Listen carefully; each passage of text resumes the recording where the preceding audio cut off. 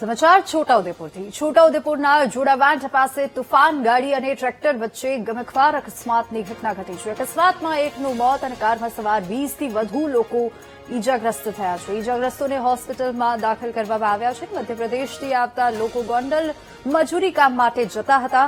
Overloaded મુસાફરો અને bike ભરીને જતી તુફાન ગાડીનો અકસ્માત થયો છે અને કારનો ડ્રાઈવર અકસ્માત કરીને ફરાર થઈ ગયો છે. પોલીસે સ્થળ પર દોડીને તપાસ શરૂ કરી.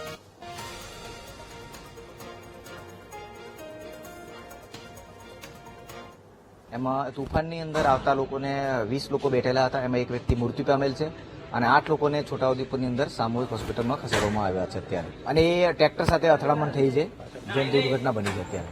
ટ્રેક્ટર આવતું હતું અને એની સાથે તુફાન સાથે અકસ્માત થતા અને ગંભીર ઈજા પડી છે. જેની અંદર તુફાનની અંદર 20 લોકો બેઠા હતા. છોકરા નાના ભૂલકાઓ બી હતા. છોકરાઓ તમામ લોકોને ઈજા પહોંચી છે. માસ અકસ્માત થયો રંગપુર એરિયા નજીક, જેમાં 20 થી 21 દર્દીઓ જેવા અહીંયા રિફર કરવામાં આવ્યા છે.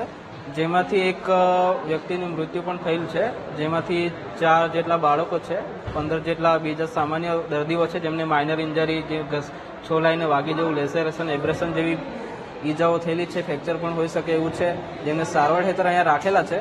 અને 2 દર્દીને ગંભીર ઈજા હતી, એમને નજીકના દવાખાનામાં સારવાર માટે ખસેડવામાં આવ્યા છે.